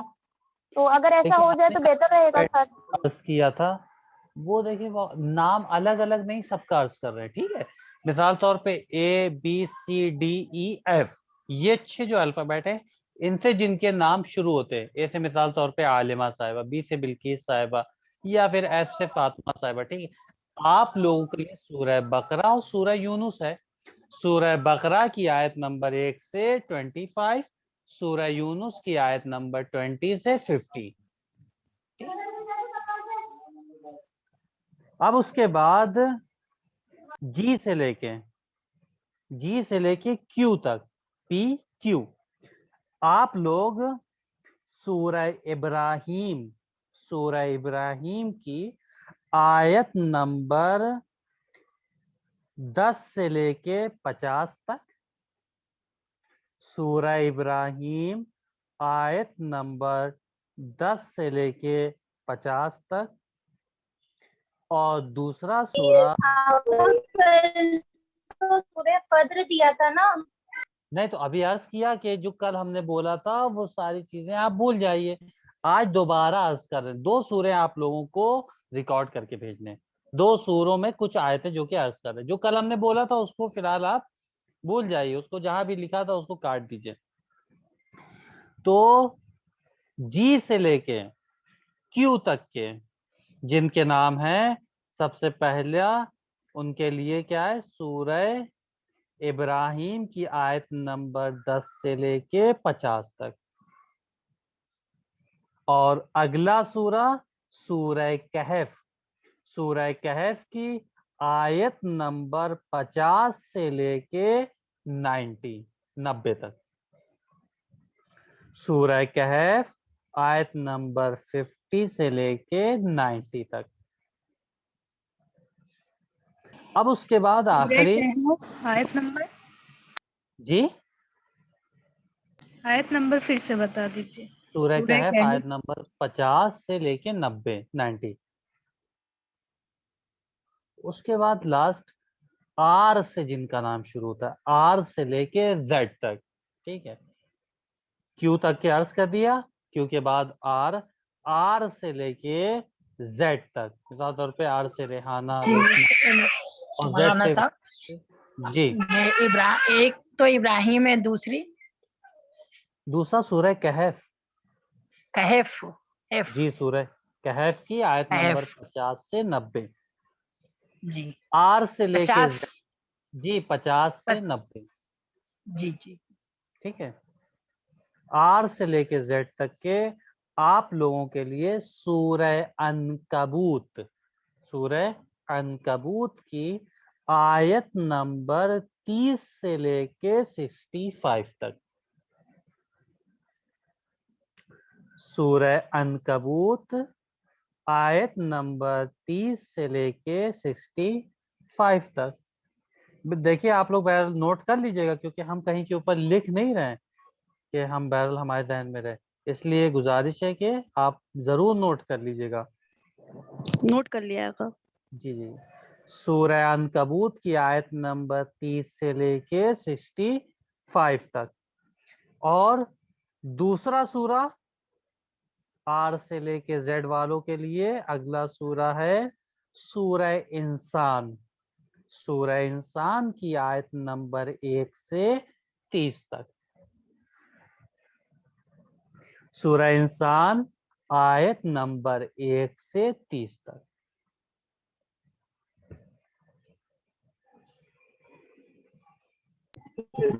مطلب دو دو سورے دیے جا رہے ہیں. جی جی ایک دو ہمیں سورے ہیں، ابراہیم ملتے ہیں دو اور سورے ہیں. دوسرا آیتیں عرض کی ہیں، اس سوروں کی آیتوں کو آپ ریکارڈ کر کے بھیج دیجیے گا. ٹھیک ہے. آقا کب تک سینڈ کرنا ہے؟ یہ آپ کو گروپ کے اوپر بتایا گیا ہوگا. जी आका آپ मंगल की میرا پھر शाम ایک तक. سورہ ابراہیم ہے، دوسرا کون سا سورہ ہے؟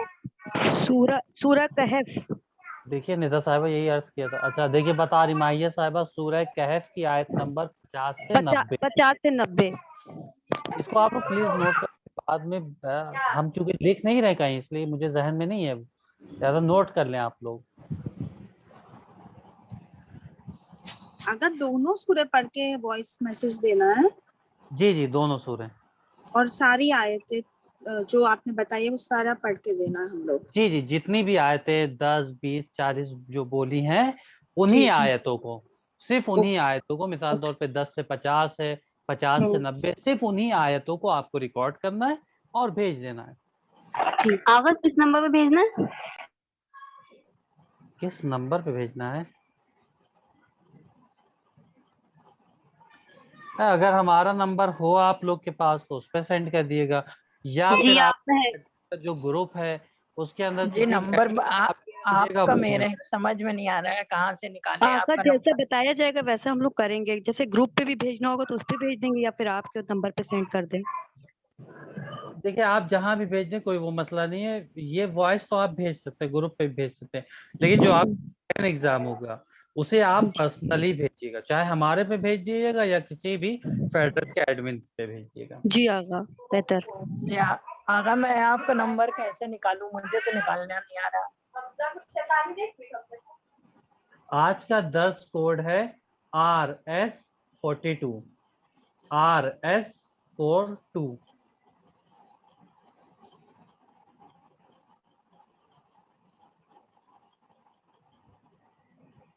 جی ساحل صاحب RS42. آقا ایس بولا ہے کہ ایس بولا ہے؟ S42 RS42. ٹھیک ہے. مولانا جی یہ دونوں سوروں کو پورا کمپلیٹ پڑھنا ہے، جیسے 30 سے 65 سورہ عنکبوت اور سورہ انسان کا 1 سے 30 دونوں کو کمپلیٹ پڑھ کے بھیجنا ہے جتنے آیتیں بتائے ہیں. جی دونوں جو دو سورے عرض کیے ہیں اور جو بھی آیتیں آپ کی خدمت میں عرض کی ہیں 10 20 40 انہی آیتوں کو صرف جی آپ کو پڑھنا ہے، صرف انہی آیتوں کو ریکارڈ کیجیے گا. کہ آپ لوگ ہوم ورک میں کرتے تھے طریقے سے جیسے مولانا تجوید قرات وغیرہ میں پڑھنا ہے، ہاں بس اس کی تجوید کا دھیان رکھنا ہے نا، تجوید تجوید کا آپ خیال رکھنا جی ہے. یہ نہیں بہت ہی سریلی آواز ہو، نہیں ان سب چیزوں کو نہیں، لحاظ آپ کو تجوید کا کرنا ہے، یعنی مخارج کو مین آپ کو، ٹھیک ہے، مخارج حروف کو آپ مقدم کیجئے گا. مقدم کا مطلب کیا ہوتا ہے؟ یعنی مخارج حروف کو پہلے آپ مد نظر رکھتے ہوئے اسی کے اعتبار سے آپ اپنے جو بھی سورہ ہیں اس کی ریکارڈنگ کیجیے گا. جی مولانا شکریہ. اب درس سے متعلق اور کوئی سوال ہو تو بتا دیجیے, کہیں کے اوپر جو بات آپ لوگ کے لیے واضح نہ رہی ہو. آقا آقا ہمیں ایک بار ادغام بتا دیجیے, تھوڑا سا کلیئر نہیں تھا. ادغام میں کون سا ادغام؟ مین ادغام کسے کہتے ہیں؟ دیکھیں ادغام 4 طرح کے ہوتے ہیں, ٹھیک ہے, لیکن خود ادغام کے معنی جو ہے ساکن ہے. ساکن حرف کو بات کا جو متحرک ہے اسی میں ملا دینا.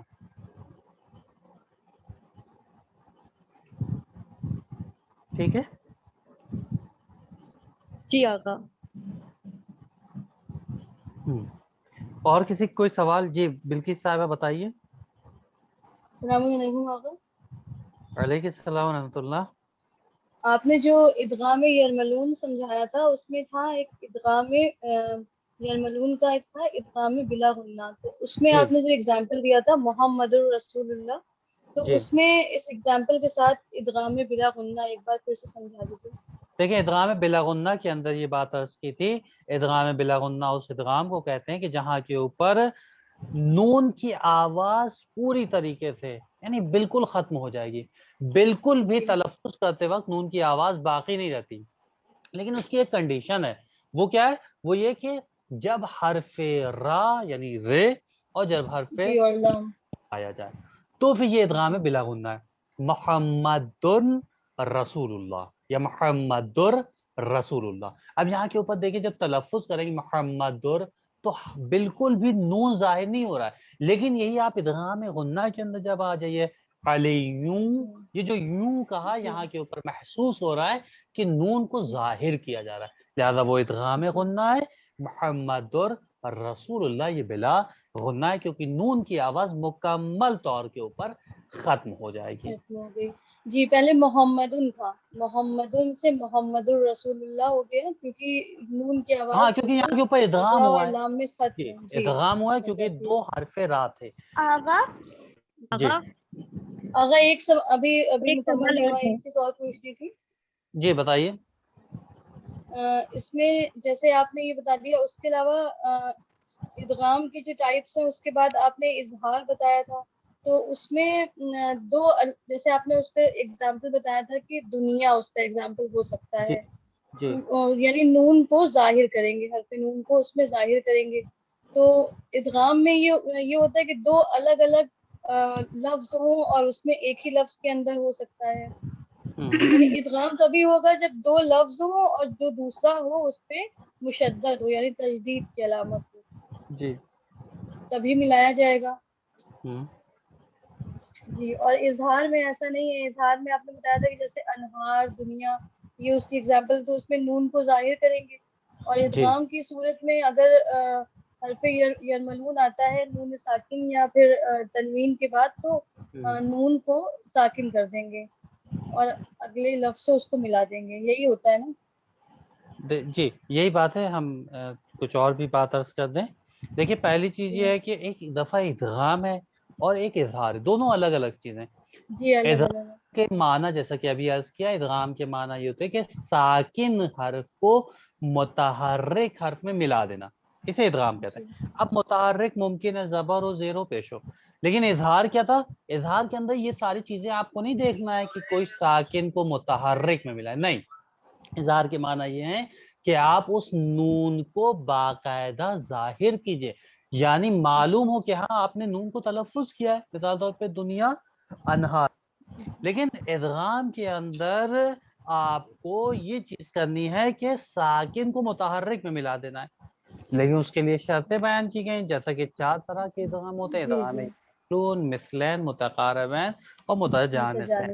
اس کو دیکھتے ہوئے اس کی تعریف کو, اس کی ڈیفینیشن کو, یہ بات آپ کو وہاں کے اوپر اپلائی کرنی ہے کہ نون ساکن کو یعنی کوئی بھی حرف جو ساکن ہے اس کو متحرک میں ملا دیں تو یہ ادغام کہلائے گا, اور جہاں کے اوپر آپ نون کو باقاعدہ ظاہر کریں گے وہ اظہار کہلائے گا. جو ادغام کی 4 آپ نے دی تھی 4 ٹائپس ہیں, تو اس میں چاروں میں 2 حرف کا ہونا لازمی ہے نا, یعنی کہ 2 ہونے چاہیے, تو پہلے سے دوسرے لفظ کو ملائیں گے ادغام میں. جی جی جی تو اس میں حی القیوم کس کا ایگزامپل ہے؟ جیسے آپ نے ادغام مثلین کے اس میں جب ایگزامپل دیا تھا تو حی القیوم یہ سمجھ میں نہیں آیا تھا.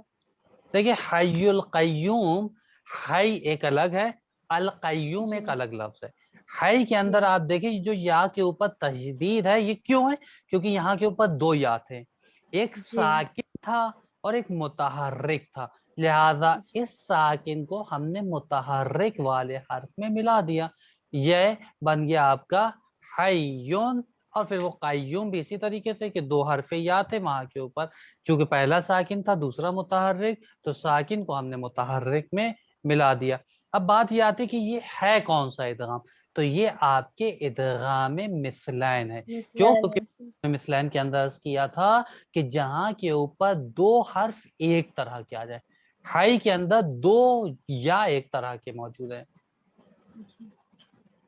لیکن یا تو حروف مد میں سے ہے، تو یہاں پر جائز ہوگا ادغام مثلین؟ ہاں اب دیکھیں یہاں کے اوپر جو بات ہے حی، اور جو وہاں کے اوپر بات کی عرض کی تھی فی یوسفہ کے اندر، ایک فرق ہے دونوں کے اندر. وہ فرق کیا ہے؟ فی یوسفہ کے اندر دو الگ الگ کلمے تھے، دو الگ الگ کلمے. فی ایک الگ کلمہ ہے، یوسفہ ایک جی الگ کلمہ ہے.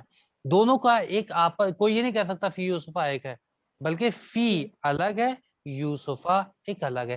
لیکن حی ایک ہی کلمہ ہے، ایک ہی کلمہ ہے. اب ممکن ہے آپ کے ذہن میں یہ سوال ہو کہ پھر دنیا کے اندر کیوں ادغام نہیں ہوا ہے نا. اب یہ جو لفظ دنیا ہے، مثال طور پہ جیسا کہ عرض کیا تھا کہ دنیا کے اندر ادغام اس لیے نہیں ہوگا کیونکہ یہاں کے اوپر جو آپ کے ادغام ہے یہ حروف ادغام یرملون کی بات تھی، جی ادغام یرملون کی بات تھی.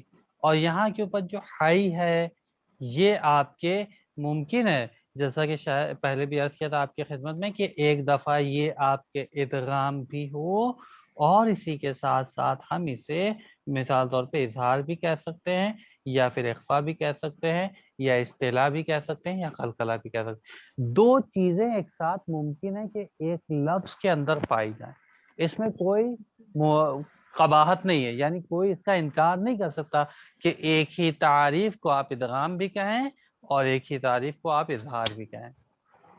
آگا جی آگا آگا ادغام یرملون میں بس دو کلموں کا ہونا شرط ہے، باقی ادغام مثلین، متقاربین اور متجانسین میں ایک کلمے میں بھی ہو سکتی ہے. نہیں، ایک کلمے دیکھیں ادغام اسی لیے پہلے معنی عرض کر دیے تھے. معنی یہ ہے ادغام کے کہ ساکن کو متحرک میں ملایا جائے. اب یہ چاروں کے اندر یہی چیز ہے، چاہے یرملون ہو، مثلین ہو، متقاربین ہو یا متجانسین ہو، پہلا ساکن ہو دوسرا متحرک تو اسے ادغام کہیں گے. ٹھیک ہے ٹھیک ہے. جی. اور آگا کوئی سوال؟ جی آگا ہم کچھ کہنا چاہتے ہیں. جب فی یوسفہ کا ایگزامپل دیا تھا کویسچن پیپر میں تو جی ہم نے ایسے تبھی سلیبس پڑھے نہیں تھے، سرپرائز ٹیسٹ تھا، تو ہم نے لکھا تھا کہ یوسفہ کا یہ تو یرملون کا یہ ہے، لیکن اس کے پہلے نہ تو نون ہے ساکن نہ تو تنوین ہے، اسی لیے ادغام جائز نہیں ہے. تو یہ ہم نے صحیح کیا تھا اپنے نہیں من نہیں سے؟ نہیں، یہ غلط ہے. یوسفہ جو آپ نے لکھا مثال طور پہ یا جو ہے مد میں سے، اس کو خیر ٹھیک ہے یہ صحیح ہے بات، لیکن البتہ بہت زیادہ صحیح نہیں ہے کیونکہ بات یہ جو فی یوسفہ کی ہے نا یہ ادغام یرملون کی نہیں بلکہ ادغام مثلین کی ہے. کیونکہ یہاں کے اوپر کیا تھا کہ دو حرف ایک طرح کے آ جائے، فی یوسفہ، فی کے اندر حرف یا، یوسفہ کے اندر بھی حرف یا، اس لیے جی جی ادغام نہیں ہوا کہ فی کے اندر جو حرف یا ہے یہ حروف مد میں سے، ٹھیک یہ ہے. بات ہے. ٹھیک ہے، جیسا نون ساکن و تنوین کی بات یہاں کے اوپر نہیں تھی کیونکہ یہ ادغام مثلین کے اندر بات کی جا رہی تھی. اوکے. آغا آغا السلام علیکم. جی جی بتائیے زیبا صاحبہ. آغا زیبی مد حسن عارض اور مد لین بتا دیے. ابھی تو عرض کیا تھا آپ نے. جی آغا صحیح سے ٹھیک سے سمجھ میں نہیں آیا، ہم نے آغا اس کا درس بھی نہیں اٹینڈ کیا تھا اس وجہ سے.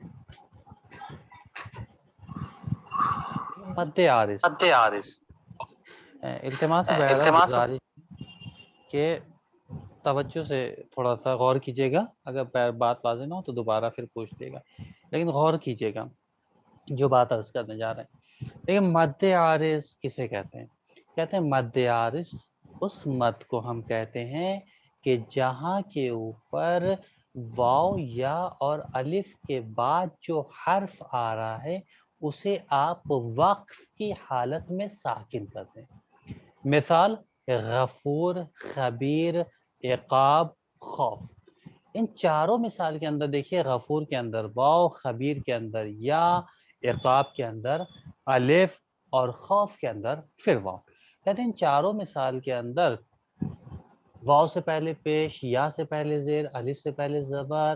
کہتے ہیں یہاں کے اوپر ان چاروں لفظوں کے اندر غفور کے اندر را ہے واو کے بعد، خبیر کے اندر یا کے بعد را ہے، خوف کے اندر واو، عقاب کے اندر الف کے بعد بے ہے. یہ چاروں خبیرن، غفورن، عقابن تھے اور خوفن تھے. لیکن جب ہم نے ان کو ساکن کیا، خبیرن کو خبیر، غفورن کو غفور، عقابن کو عقاب، تو کہتے ہیں اسی کو مد عارض کہتے ہیں. مد عارض مد عوض کہتے ہیں. کیا پوچھا تھا آپ نے، مد عارض یا مد عوض؟ عارض پوچھا تھا. عارض پوچھا تھا آقا. اسے مد عارض کہتے ہیں. ٹھیک ہے، یعنی حروف مد کے بعد جو حرف آ رہا ہے اسے آپ وقف کی حالت میں ساکن کر دیں. خبیرن سے خبیر، غفورن سے غفور، عقابن سے عقاب. بات یہ واضح ہے؟ زیبی حسن صاحبہ؟ جی آقا واضح. شکریہ آقا. کوئی بات نہیں. دوسری بات مد لین کی. کہتے ہیں مد لین کے اندر دیکھیں دو حرف ہوتے ہیں، حروف لین دو ہیں، واو اور یا. لیکن ایک چیز اور ہے کہ صرف واو یا نہیں دیکھنا، بلکہ اس سے پہلے آپ کو زبر بھی دیکھنا ہے. اگر زبر ہے، واو سے پہلے زبر، یا سے پہلے زبر، تو یہ مد لین کہلائے گا، یعنی حروف لین کہلائے گا. اور اگر واو سے پہلے زیر ہے یا واو سے پہلے پیش ہے تو یہ حروف لین نہیں کہلائے گا. پھر کہتے ہیں کہ حروف لین کے اندر چونکہ لین کے معنی نرمی کے ہوتے ہیں، لہذا واو سے پہلے زبر، یا سے پہلے زبر، یہ حروف آسانی سے مد قبول کر لیتے ہیں. یعنی ان کے اوپر آپ آسانی سے مد کی علامت لگا کے اس کو کھینچ کے ادا کر سکتے ہیں. پھر ایک اہم بات مد لین کے اندر وہ یہ ہے کہ آپ یہ دیکھیں کہ حروف لین جو کہ واو اور یا ہے، اس کے بعد والا جو حرف آ رہا ہے وہ ساکن ہے یا متحرک ہے. اگر ساکن ہے تو آپ اس حرف کے اوپر مد کی علامت کو لگائیں گے. لیکن اگر حروف لین کے بعد جو حرف آ رہا ہے وہ متحرک ہے، متحرک میں چاہے زبر ہو، زیر ہو، پیش ہو، کوئی بھی علامت ہو، تو کہتے ہیں ایسی صورت میں اس حرف کے اوپر مد کی علامت نہیں لگائی جائے گی. اسے کہتے ہیں مد لین. زیبی صاحبہ بات واضح ہے؟ جی آقا واضح. شکریہ. واقعاً واضح یا تکلفاً آپ کہہ رہی ہیں؟ نہیں آقا ٹھیک ہے واضح. ٹھیک، چلو شکریہ. اور کسی کا کوئی سوال ہو تو بتا دیں 10 سے ریلیٹڈ. آقا جی جو آپ نے کل بتایا تھا وہ موانقہ، وہ تھوڑا سمجھ میں نہیں آیا تھا. دو عبارتوں کے پہلے یا بعد میں کچھ سمجھ میں نہیں آیا تھا میرے، تھوڑا سمجھا دیجیے. معانقہ کے اندر دیکھیے عرض کیا تھا، معانقہ کی جو علامت ہے، جو 3 ڈاٹ ہیں، 3 پوائنٹ ہیں، یہ 2 دفعہ آتے ہیں ایک ہی آیت کے اندر. 2 دفعہ آتے ہیں، ایک پہلے آئے گا، ایک بعد میں آئے گا. مثال کے طور کے اوپر آپ سورہ حمد کی آیت لے لیں، الحمدللہ رب العالمین. الحمدللہ، اللہ کے اوپر ایک دفعہ معانقہ کی علامت آئی، للہ رب العالمین، پھر ایک دفعہ عالمین پہ آئی. کہتے ہیں کہ یہ 2 دفعہ آتی ہے، یعنی 2 عبارت یا 2 لفظوں کے پہلے اور بعد میں. قبل اور بعد کا مطلب کیا تھا؟ قبل یعنی پہلے اور بعد یعنی بعد میں. پھر اب یہاں کے اوپر جب 2 دفعہ آئیں گے تو آپ کو یہ خیال کرنا ہے کہ ان میں سے ایک جگہ کے اوپر رکنا ہے، یا آپ الحمدللہ کہہ دیجئے اور رب العالمین کہیے. یعنی چونکہ آپ الحمدللہ کے اوپر نہیں رکے، اللہ کے الحمدللہ ہونا چاہیے تھا اگر معانقہ ہوتا یہاں. ٹھیک ہے، چونکہ کہا گیا کہ ایک جگہ رکے، تو رب العالمین کہتے آپ. لیکن جب آپ نے کہہ دیا الحمدللہ تو رب العالمین کہیں گے، اور اگر وہاں کے اوپر الحمدللہ کہا تو یہاں کے اوپر رب العالمین نہ کہنا پڑے گا. یعنی ایک جگہ کے اوپر آپ کو ٹھہرنا ہے اور ایک جگہ کے اوپر آپ کو ٹھہرنا نہیں ہے، اس کو آپ ملا کے تلفظ کریں گے. یعنی آخری جو حرف ہے اس کے جو بھی حرکت ہے، جو بھی علامت، جو بھی سائن ہے، اس کے اوپر زبر زیر پیش اس کو ظاہر کریں گے. اسی کو کہتے ہیں معانقہ. جی اچھا آغا آگا بہتر. آگا آگا بتائیے. جی جیسے مد لین آپ نے بہت سمپل بتایا، ویسے مجھے تجوید کے شعبے جو پوائنٹس ہیں وہ تھوڑے سمپل ورڈز کر کے دے سکتے ہیں، جیسے بتا سکتے ہیں، ایکسپلین نہیں چاہیے، صرف سمپل ورڈز کیسے لکھیں آنسر. ٹھیک. بہرحال دیکھیے ہم کوشش پوری کریں گے کہ سادے لفظوں میں آپ کی خدمت میں عرض کریں. جی دیکھیے تجوید کے جو شعبے ہیں وہ 3 ہیں. سب سے پہلے ہم آ کے اس سے پہلے اس کو عرض کرنے سے پہلے ایک بات عرض کرتے ہیں. دیکھیے قرآن مجید جب آپ کھولتے ہیں تو آپ کو 3 طرح کے الفاظ نظر آتے ہیں، حروف نظر آتے ہیں. پہلا یہ دیکھتے ہیں کہ مثال طور پہ الحمدو، یہ کچھ حرفوں اور کچھ لیٹر سے مل کے بنا ہے. مثال طور پہ حمزہ، لام، ہے، میم، دال، یہ 5 حرفوں سے مل کے ایک لفظ بنا ہے الحمد. اسی طریقے سے عالمینہ کے اندر ہم دیکھتے ہیں عین، الف، لام، میم، یہ، نون، یہ 5 یا 6 حرفوں سے مل کے پہلی بات. دوسری بات ہم آ کے قرآن مجید کے اندر دیکھتے ہیں کہ سورہ کوثر کے اندر انا اعطیناک لکھا ہوا ہے، انا اعطیناک لکھا ہوا ہے. یا پھر اسی طریقے سے بنی اسرائیل. اب کہتے ہیں یہ بنی اسرائیل کے اندر آپ یہ نہیں کہہ سکتے کہ بنی الگ ہے اسرائیل الگ، نہیں، یہ پورا ایک لفظ ہے، ایک کلمہ ہے. بنی اسرائیل ایک کلمہ ہے. جس طریقے سے ہم کہتے ہیں بنی ہاشم یا ابو طالب، یہ پورے ایک کلمے ہیں، لیکن یہ کلمہ 2 لفظ مل کے چیز ہے. یہ مرکب ہے. مرکب کے معنی کیا ہوتا ہے؟ یعنی مل کے بننا، 2 چیزوں سے مل کے بننا.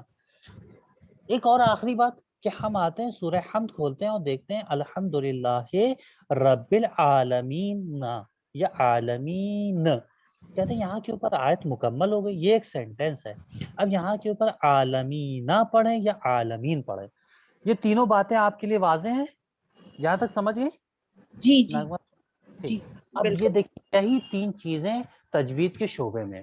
اب آپ جو ہے تجوید کے شعبے میں جب آپ آئیے تو کہیے کہ کبھی ہم قرآن کے جدا حروف کو بیان کرتے ہیں. جدا حروف یعنی واو کو ہم کیسے ادا کریں، الف کو کیسے ادا کریں، بے کو کیسے ادا کریں، قاف کو کیسے ادا کریں، لام کو کیسے ادا کریں. دوسرا پوائنٹ تجوید کے شعبے میں کبھی ہم مرکب الفاظ کو بیان کرتے ہیں، جیسے بنی اسرائیل، بنی ہاشم، ابو طالب، ان کو کیوں؟ کیونکہ یہ مرکب الفاظ ہیں. تیسرا پوائنٹ ہم دیکھتے ہیں کہ آیت جہاں ختم ہو رہی ہے وہاں پہ رکنا ہے یا نہیں رکنا ہے. ان تینوں چیزوں کو تجوید کے شعبے میں بیان کیا جاتا ہے. اس طرح سے آپ لکھ سکتے ہیں. ٹھیک ہے، بات واضح نغمہ صاحبہ؟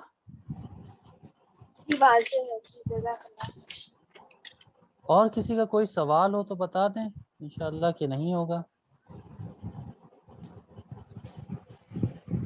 ٹھیک. اگر اس کے آگے والے پیج میں ہے کہ تجوید کی اہمیت، اگر یہ سوال آتا ہے تو پورا پیراگراف ہے تو اسے چھوٹے میں ہم کیسے مطلب آنسر دے پائے.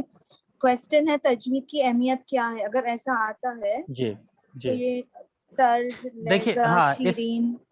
جی تجوید کی اہمیت اگر آپ سے پوچھی جائے تو آپ یوں لکھ دیجئے گا کہ مثال طور پہ ہر زبان کے لیے ضروری ہے کہ اس کی گرامر کو سیکھا جائے، لہٰذا قرآن کے لیے ضروری ہے کہ علم تجوید کا علم حاصل کیا جائے، کیونکہ علم تجوید سے ہمارا قرآن بہتر سے بہترین بنتا ہے.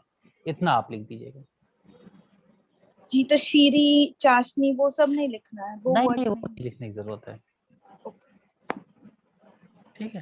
ہر زبان کے لیے ضروری ہے کہ گرامر سے آشنائی ہونی چاہیے، گرامر پڑھنا چاہیے. لہذا قرآن مجید کو سمجھنے کے لیے علم تجوید کی ضرورت ہے، کیونکہ علم تجوید ہمارے قرآن کو بہتر سے بہترین بنا دیتا ہے.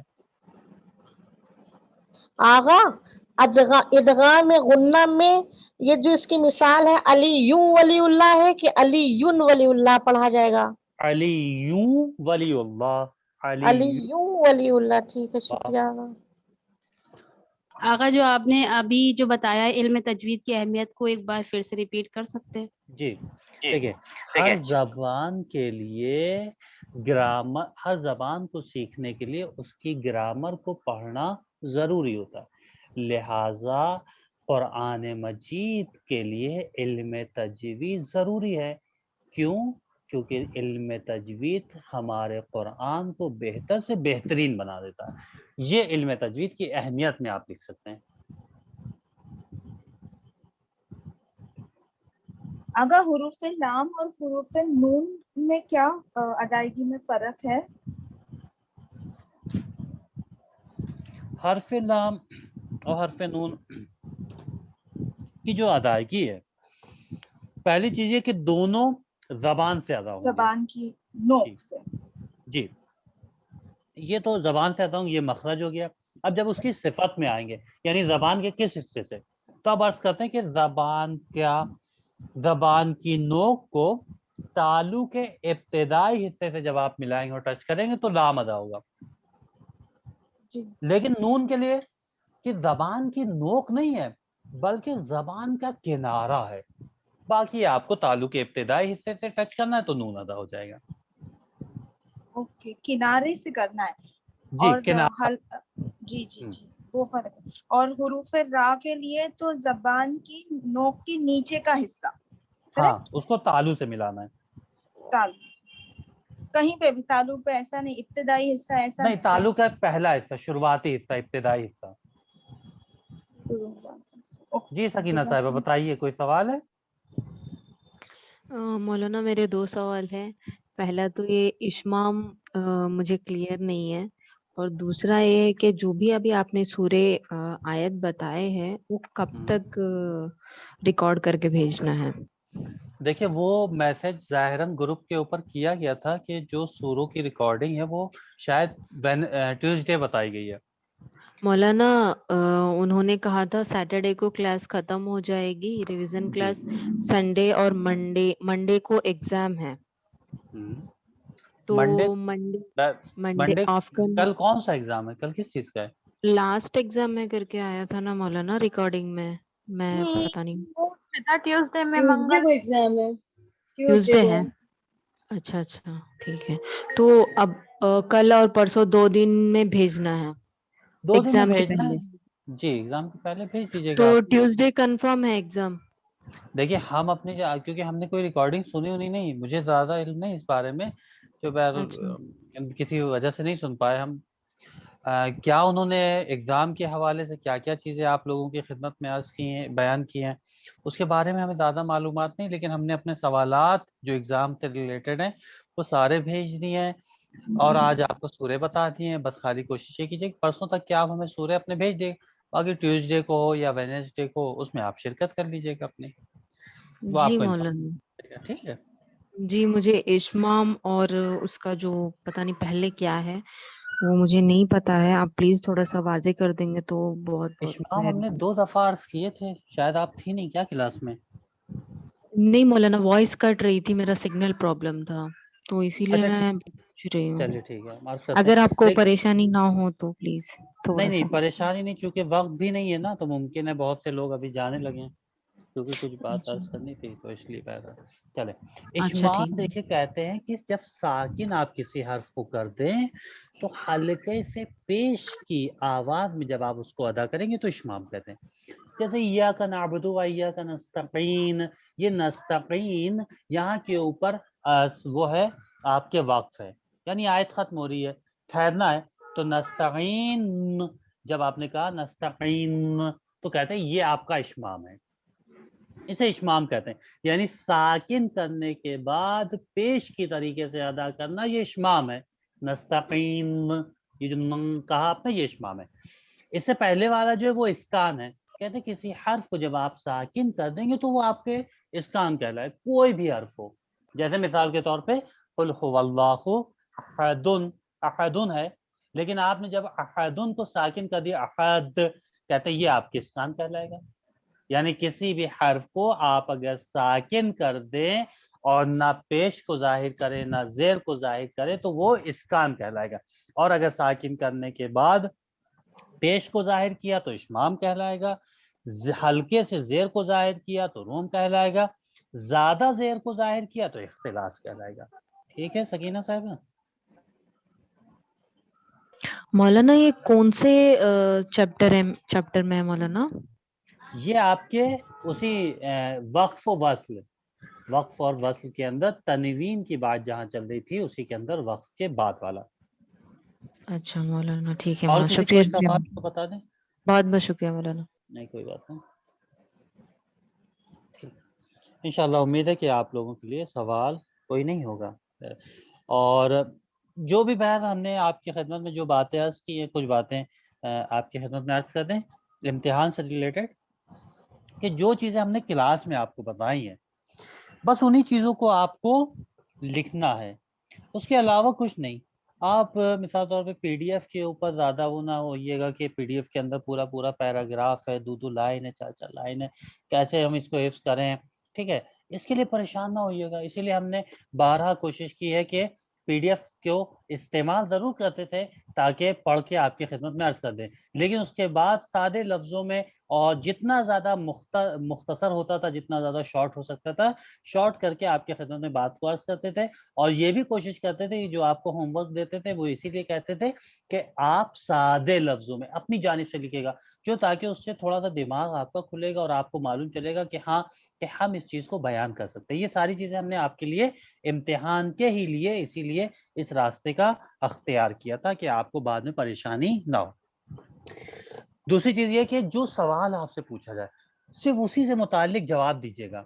आपको ज़रूरत नहीं है कि आप 2 लाइन लिखें, 3 लाइन लिखें, नहीं, आप 5 वर्ड भी लिख के अगर उस सवाल के जवाब को आप दे रहे हैं तो हम गारंटी लेते हैं और हम आपसे वादा करते हैं कि उसके पूरे नंबर हमारी जानिब से आपको दिए जाएंगे। हम आपको पूरे नंबर देंगे। जैसा कि अभी इल्म तजवीद की अहमियत के हवाले से जो सवाल किया गया था, उसमें ज़रूरी नहीं कि वो आप आधा पेज लिखिए, उसकी शीरीनी और उसकी मिठास लिखिए, और क्योंकि उर्दू ज़बान में ते है लेकिन इंग्लिश में नहीं है, तुम हो जाता है, दीन डीन हो जाता है, नहीं, ये सारी चीज़ें लिखने की ज़रूरत नहीं है।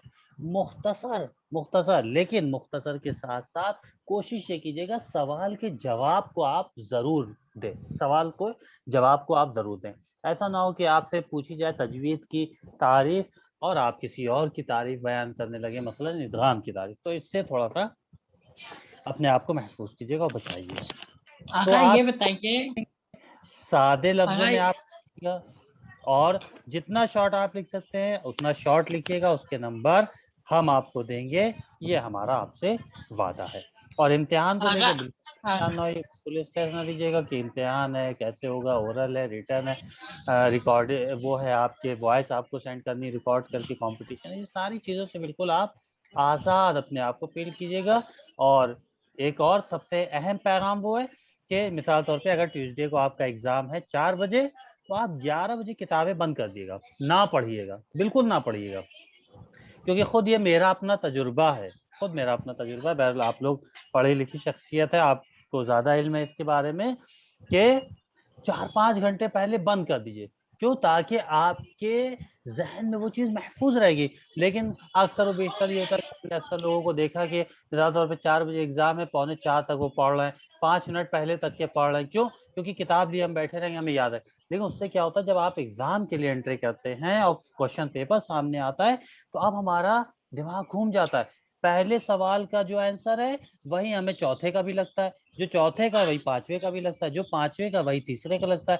अब हम ये कंफ्यूज है कि हम किसमें कौन सा जवाब लिखें, किस सवाल का कौन सा आंसर था। लिहाजा इल्तिमास है, गुजारिश है कि 12 बजे आप किताबें अपनी बंद कर दिएगा, आराम से बिल्कुल एंजॉय कीजिएगा, چیزیں دیکھیے گا، ٹی وی ممکن ٹی وی دیکھنا ہو ٹی وی دیکھے، موبائل چلانا موبائل چلائے، یعنی ہر جگہ ہر طرف سے اپنے آپ کو فری کر دیے گا تاکہ امتحان کے وقت آپ کا دماغ پوری کتاب کے اندر نہ الجھے کہ وہ ادغام پڑھا تھا، یرملون پڑھا تھا، مثلین پڑھا تھا، اصطلاح پڑھا تھا، تفخیم پڑھا تھا، ترقیق پڑھا تھا، یہ کیا ہے. ٹھیک ہے، تو انشاءاللہ اس کو کوشش کیجیے گا، اس سے بھی اپنے آپ کو تھوڑا محفوظ رکھیے گا.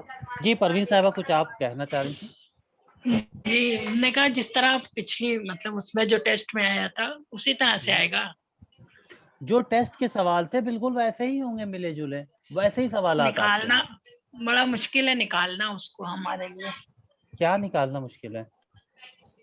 موبائل سے کوشچن. نہیں تو اچھا نہیں کوشچن تو بہرحال عرض کر رہے تھے آپ کے ہم نے بارہا ہم نے عرض کیا. نہیں تو مثال بیٹی تھی اس نے جو ہے بیٹی تھی اس نے جی نکال دیا تھا، ہم نے کر لیا تھا. جی جو ہم نے صحیح. اس کو فوٹو کھینچ کے بھیجا تھا، فوٹو کاپی کر جی کے. جی اچھا تو یہ والا آپ کیسے کریں گے اس وقت؟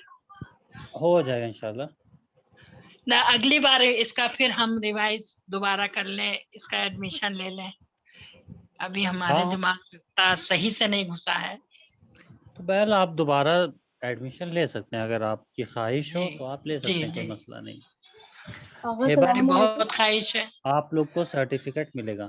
ہاں ٹھیک ہے، کوئی اس میں وہ مشکل نہیں. بہرحال آپ آغا ہم ایک چیز کہنا شرکت چاہ کرنا. رہے تھے. نہیں ایگزام تو ہم دیں گے، چاہے جیسا بھی دیں، چاہے 4 ہی کوشچن کریں چاہے 2 ہی کریں، مگر ہم جی ایگزام دیں گے کیونکہ ہمیں بھی انشاءاللہ. پتہ چلے کہ ہم کیا کرتے ہیں. جی نہیں کہ میرے ٹھیک ہے دماغ میں انشاءاللہ. کتنا آیا. جی ہاں بالکل بالکل. شکریہ. کوئی بات نہیں. ہاں بتائیے کوئی اور سوال کسی کا؟ جی آغا سوال نہیں تھا، بس یہ کہنا چاہ رہے تھے کہ جزاک اللہ، آپ نے بہت اپنا بہترین مطلب ہم لوگوں کو علم دیا، اپنا اتنا قیمتی وقت نکال کے، اور نہیں پورا جی جو آپ نے پورا کورس بہت ہم لوگوں اچھا کو لگا. تعلیم کی، جی اور آقا بہت بہت اچھا مطلب لگا. بہت بہت فائدے سے اچھا لگا سمجھایا آپ سے بھی پڑھ آپ کے. نے، اور ہم لوگوں نے انٹرسٹ بھی لیا.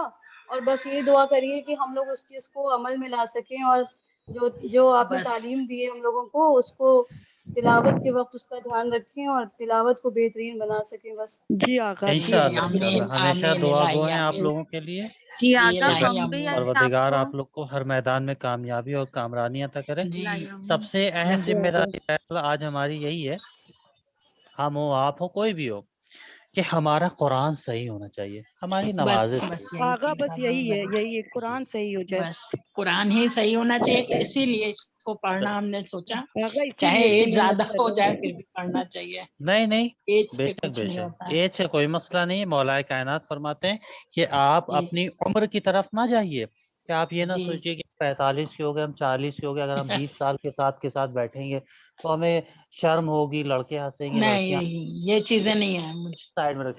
جس یہ دن ہم نے یہ سوچ لیا نا، اس دن ہم پستی کی طرف آئیں گے. یہ مولا کائنات فرماتے ہیں، اپنی جانب سے ہم نہیں عرض کر رہے. امام علی فرما رہے ہیں کہ ہمیشہ کامیاب وہی انسان ہوتا ہے کہ جو اپنے آئندہ کو دیکھتا ہے، یعنی جو اپنے فیوچر کو جی دیکھتا ہے. یہ نہ سوچے کہ آج ہماری ایج ہو گئی، ہمارے بچے ہیں، ہماری بیوی ہے، ہمارے نواسے ہیں، نہیں، جب آنکھ کھل جائے تب سویرا ہے. ٹھیک ہے. بس اللہ سے یہی دعا ہے کہ انشاءاللہ اگلی بار آپ ہی پھر بڑھائیے، ہم اس کا پھر دوبارہ ریپیٹ کریں. آگا جی ہم بھی آپ کو دل سے تھینک یو کہنا چاہتے ہیں جزاک کہ اللہ آقا، جزاک اللہ. ہمیں تو کچھ بھی نہیں آتا تھا، اور آپ نے بہت پیشنٹلی ہمارے سارے سوالوں کے جواب بھی دیے، اور مولا آپ کو اس کا اجر بہت دے گا. اور انشاءاللہ ہم سب کے لیے، آپ ہمارے بچوں کے لیے بھی دعا کریے گا. انشاءاللہ تھینک یو انشاءاللہ. سو یس تھینک نہیں یو ویری نہیں مچ. کوئی ضرورت نہیں. بہرحال یہ ہماری ذمہ داری ہماری تھی، ذمہ داری تھی.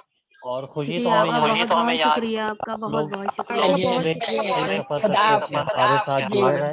خدا حافظ. خدا حافظ. اللہ مولا آپ کو سلامت رکھے. آپ نے بہت اچھا درس دیا ہم لوگوں کو. جی ہم مولا نہیں کے لوگوں ساتھ نے تھینک یو. ایک سوال ایک سوال کو کئی کئی بار کرا. آقا جی یہ سب آپ لوگ کی محنت کا نتیجہ ہے. ہم تو ایک ذریعہ جی تھے آقا. آپ تک کے پیغام کو پہنچانے کے لیے. باقی جی آپ لوگ آقا کی شکریہ آپ کا. محنت اور کوشش کا نتیجہ کہ جو بھی آپ نے حاصل کیا وہ اپنی محنت کے نتیجے میں. جی آقا التماس سے دعا. گزارش دعا انشاءاللہ. جی آقا خدا حافظ. خدا آقا حافظ. خدا حافظ آقا. خدا حافظ. خدا السلام حافظ. علیکم آقا. خدا حافظ. علیکم السلام ورحمۃ اللہ. خدا حافظ.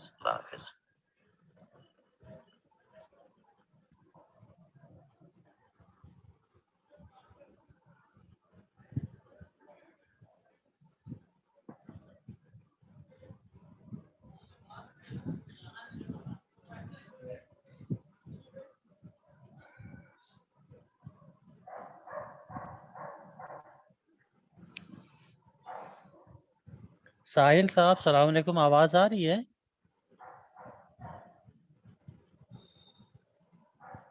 जनाब साहिल साहब।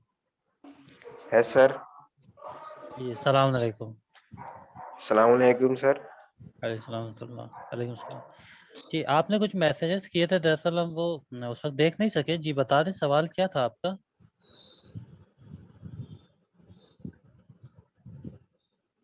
कोई सवाल हो तो बता दें, वरना फिर। Sir can we attend again to this class sir? जी जी जी, कोई मुश्किल नहीं, इंशाल्लाह जरूर। Can we attend again to तजवीद? Yes yes, thank you sir. Welcome. खुदा हाफिज।